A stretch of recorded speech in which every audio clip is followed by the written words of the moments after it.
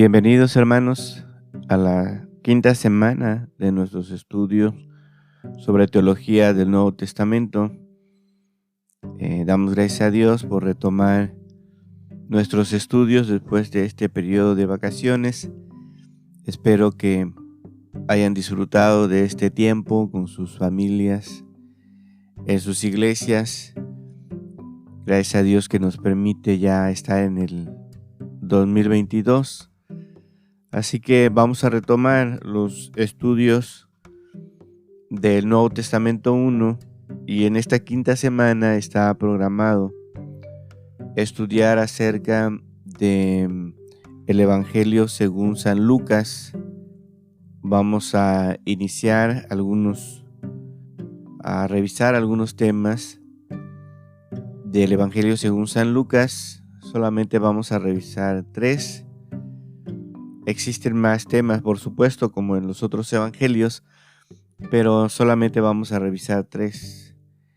En el libro de Introducción al Nuevo Testamento de Carson y Moo, en el apartado de los estudios más recientes de Lucas, se menciona la problemática de las habilidades de Lucas como historiador. Y esto nos lleva a pensar que en los últimos años, si bien no se ha descartado del todo, por supuesto, a Lucas como historiador, especialmente con el libro de los Hechos, pues sí se ha puesto más atención a su papel como teólogo, como narrador, especialmente con respecto al evangelio que él compuso. Para nosotros poder estudiar a cabalidad este evangelio, es necesario observar las conexiones que existen entre el Evangelio y el libro de los Hechos de los Apóstoles. Para Carson y Moo, si bien no debemos alterar la separación de esta obra establecida con la canonicidad de las Escrituras, sí debemos tomar en cuenta las relaciones que existen, especialmente si asumimos que mientras se escribía el Evangelio de Lucas, el autor tendría en mente la segunda parte de su obra. Aunque es, al parecer, un solo tratado, en 2 partes, la canonicidad de las Escrituras nos han dividido este volumen o esta obra en 2 volúmenes, y debemos verlos de esta manera, ¿no? Porque el Evangelio se asemeja más, como dice Carson y Moo, en características a los evangelios sinópticos, y el libro de los Hechos tiene otras características literarias. Bueno, como ustedes van a poder leer en Introducción al Nuevo Testamento, la obra de Hans Conzelmann, El Centro del Tiempo, va a marcar la pauta para los estudios sobre la teología de Lucas. Así que vamos a tomar un tiempo para revisar cuando menos 3 temas del pensamiento teológico que transmite este evangelio.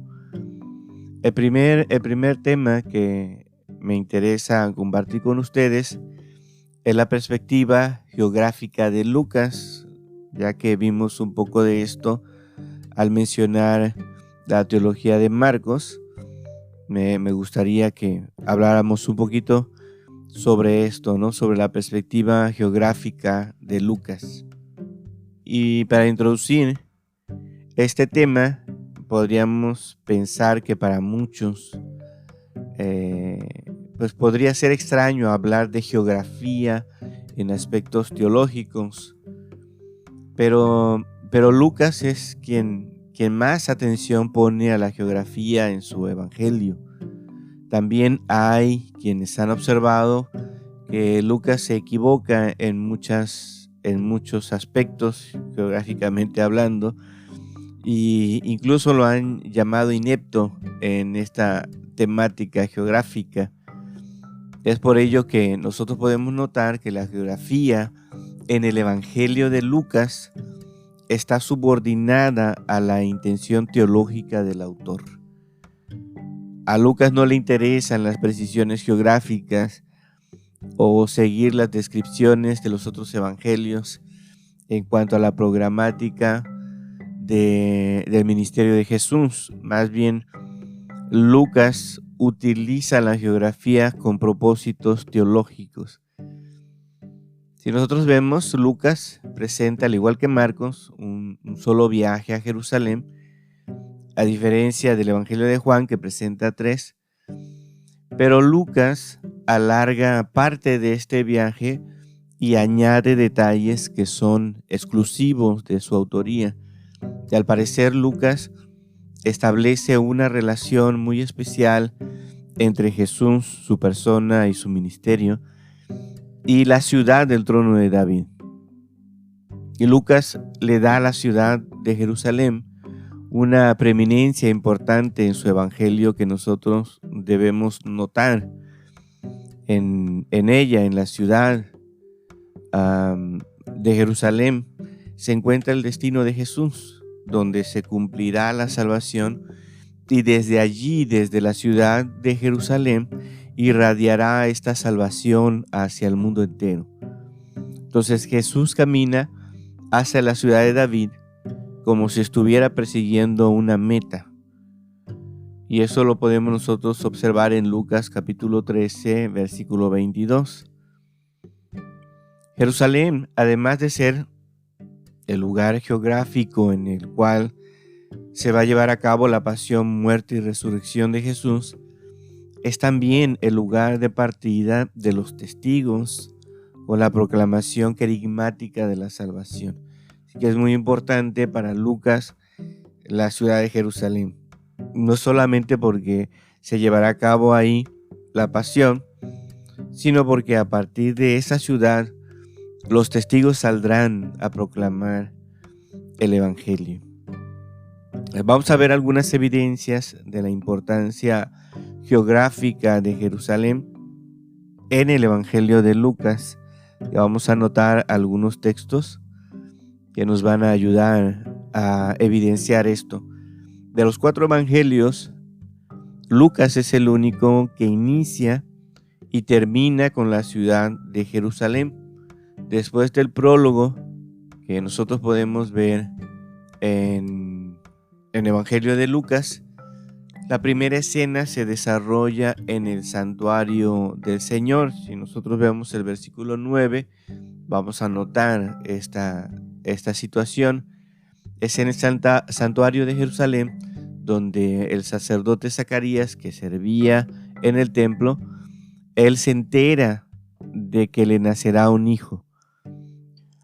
También hacia el final del evangelio, en el capítulo 24, versículos 32 y 33, podemos observar a los apóstoles y los demás discípulos que regresan de Betania después del ascenso de Jesús. Ellos regresan también a Jerusalén. Entonces, tanto el inicio como el final del evangelio de Lucas se puede observar esta presencia en Jerusalén como algo importante para el autor. Bien, también podemos observar esto mismo en cuanto a la relevancia de Jerusalén, cuando los padres de Jesús lo llevan en 2 ocasiones al templo en Jerusalén, y en una de estas 2 ocasiones Jesús se pierde y lo encuentran enseñando en el templo, que es por supuesto una prefigura de su futura enseñanza en el templo, pero también es una declaración de la identidad de Jesús. Jesús es quien no puede estar en otro lugar que no sea la casa de su Padre. Así que en el Evangelio podemos observar esta preeminencia de Jerusalén al inicio y al final del Evangelio, en el evento de Jesús cuando se pierde. También podemos observarlo en las tentaciones de Jesús. En estas tentaciones, en la redacción de Lucas, sufren alteraciones geográficas también con intenciones teológicas. Tanto en Marcos como en Mateo, después de iniciar las tentaciones en el desierto, el diablo lo lleva a la ciudad santa.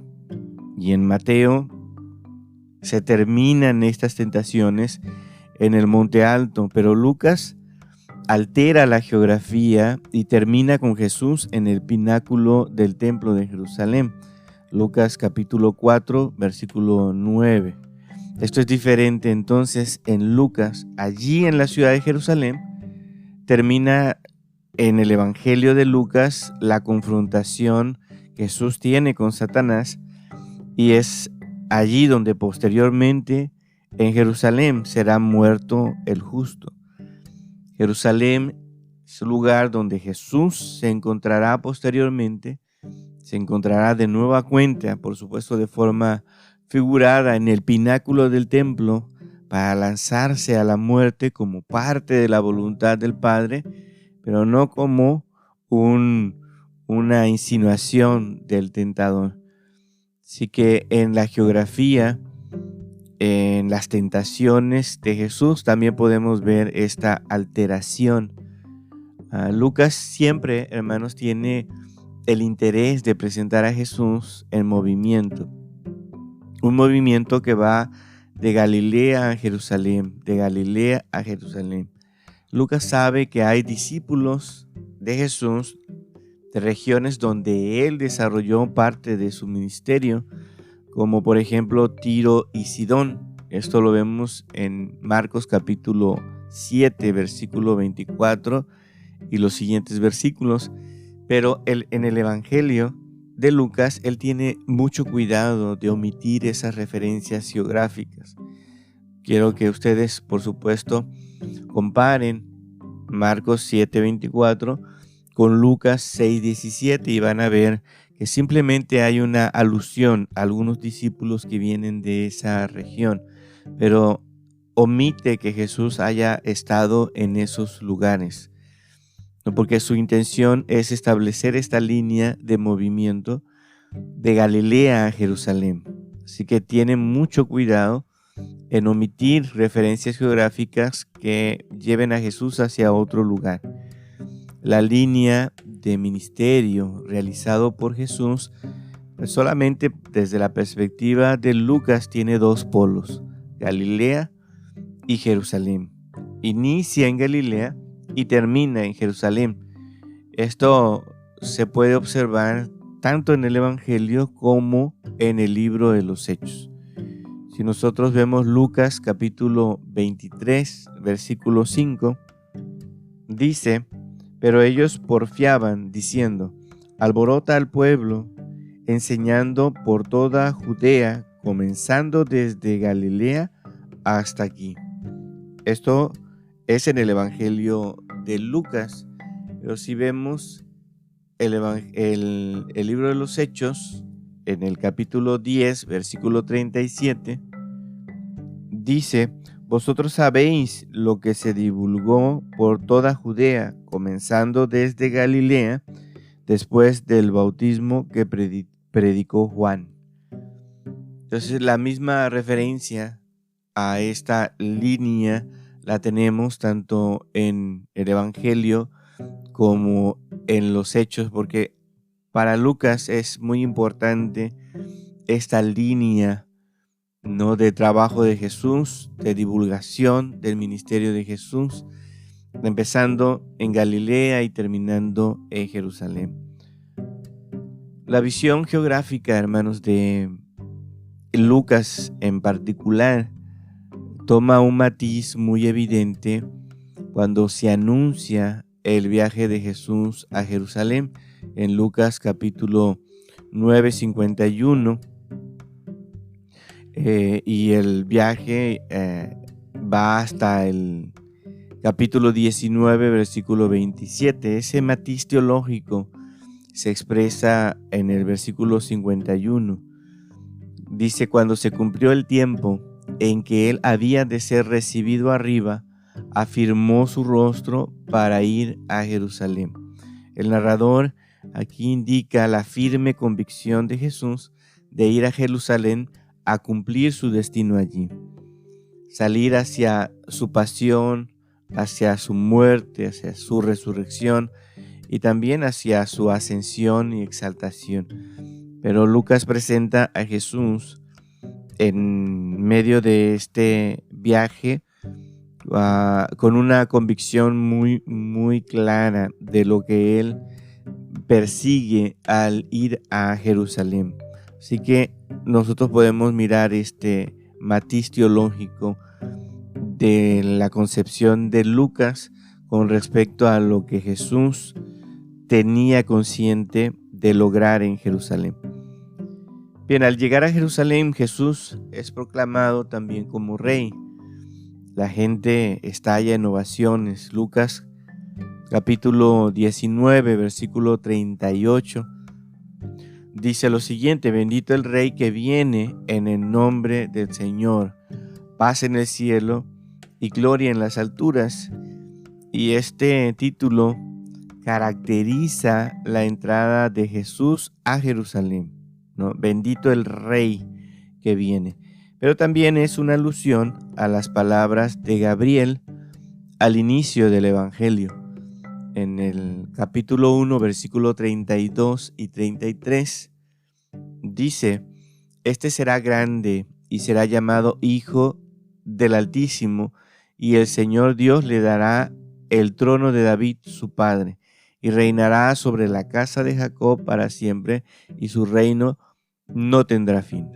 Que notemos que la verdadera función entonces de Jerusalén en todo esto que hemos observado consiste en unir geográficamente la narración del Evangelio con la narración del libro de los Hechos de los Apóstoles.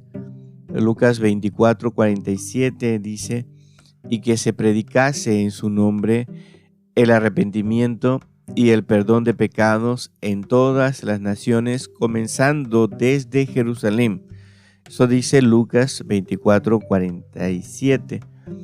Además, los términos de la misión confiada a los discípulos en Lucas 24:47 están en estrecho paralelismo con el programa trazado en Hechos 1:8, que también presenta a Jerusalén como el punto de partida de la difusión del mensaje de Jesús. Y ahí dice hasta los últimos confines de la tierra en otra traducción.